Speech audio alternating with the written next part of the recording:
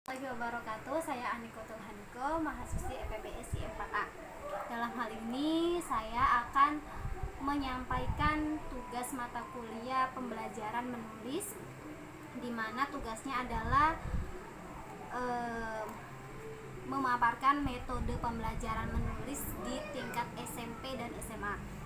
Dan saya akan mengambil materinya dari buku Bahasa Indonesia kelas 9. Adapun materinya adalah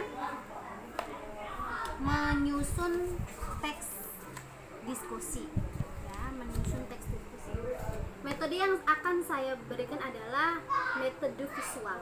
Jadi biasanya saya akan memberi gambaran dari kertas-kertas origami yang sudah saya tulis unsur-unsur dari mulai pendahuluan, warna kuning, isi warna hijau, dan juga simpulan warna merah seperti ini. Kenapa saya memilih metode visual? Karena biasanya anak-anak akan lebih tertarik dengan sesuatu yang bergambar, maka saya akan memberikan ini. Tentunya sebelum mereka diminta untuk menulis, saya akan membuat mereka paham dulu, atau saya akan menerangkan dengan cara, misalkan saya pertama tunjukkan kartu warna kuning seperti ini. Apa isinya? Kuning adalah pendahuluan. Pendahuluan adalah pernyataan untuk membatasi topik, latar belakang topik, sudut pandang berbeda akan dibahas, ya. Jadi ketika saya memberi mereka kertas origami warna kuning, itu artinya dia harus membuat teks pendahuluan. Ketika saya memberikan kertas origami warna hijau, itu berarti dia membuat isi dari teks diskusi. Apabila saya memberikan teks warna merah, origami warna merah, itu berarti dia membuat teks simpulan. Kenapa dibedakan? Tujuannya agar mereka bisa membedakan antara pendahuluan, isi, dan kesimpulan. Seperti itu. Itu metode yang akan saya ambil.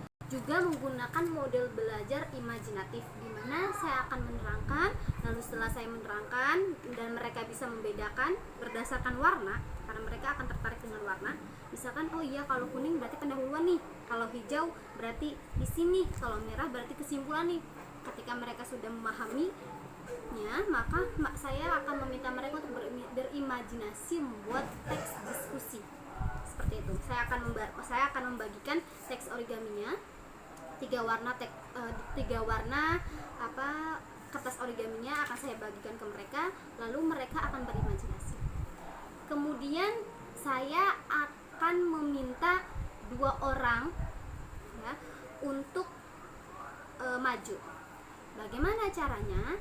Saya akan melihat dari absen. Contoh, misalkan hari ini adalah tanggal 31 Maret.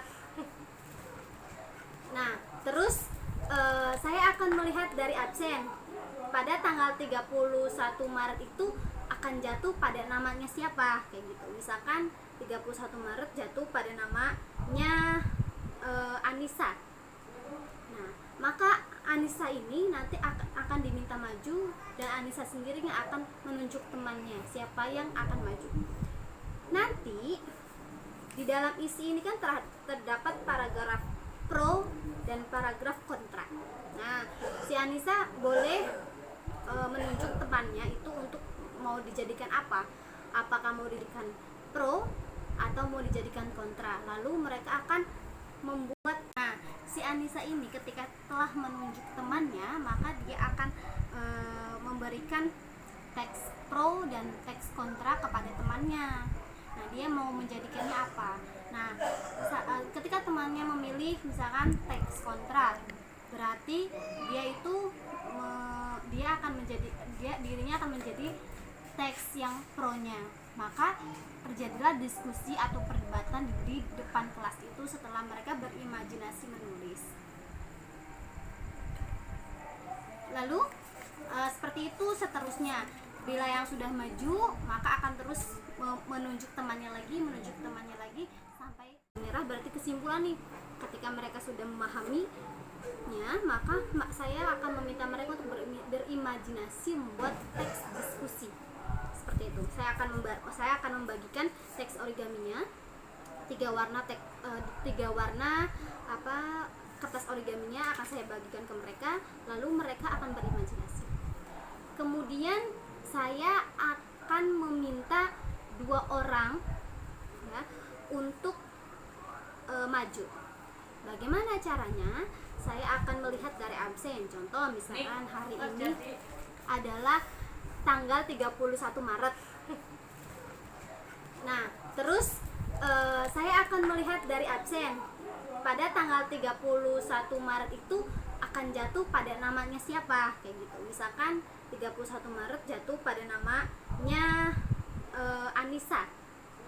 Nah, maka Anissa ini nanti akan diminta maju, dan Anissa sendiri yang akan menunjuk temannya siapa yang akan maju. Nanti di dalam isi ini kan terdapat paragraf pro dan paragraf kontra. Nah, si Anissa boleh menunjuk temannya itu untuk mau dijadikan apa? Apakah mau dijadikan pro atau mau dijadikan kontra? Lalu mereka akan membuat. Nah, si Anissa ini ketika telah menunjuk temannya, maka dia akan memberikan teks pro dan teks kontra kepada temannya. Nah, dia mau menjadikannya apa?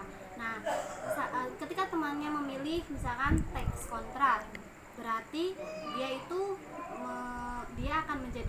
dirinya akan menjadi teks yang pro-nya. Maka terjadilah diskusi atau perdebatan di depan kelas itu setelah mereka berimajinasi menulis. Lalu seperti itu seterusnya. Bila yang sudah maju, maka akan terus menunjuk temannya lagi sampai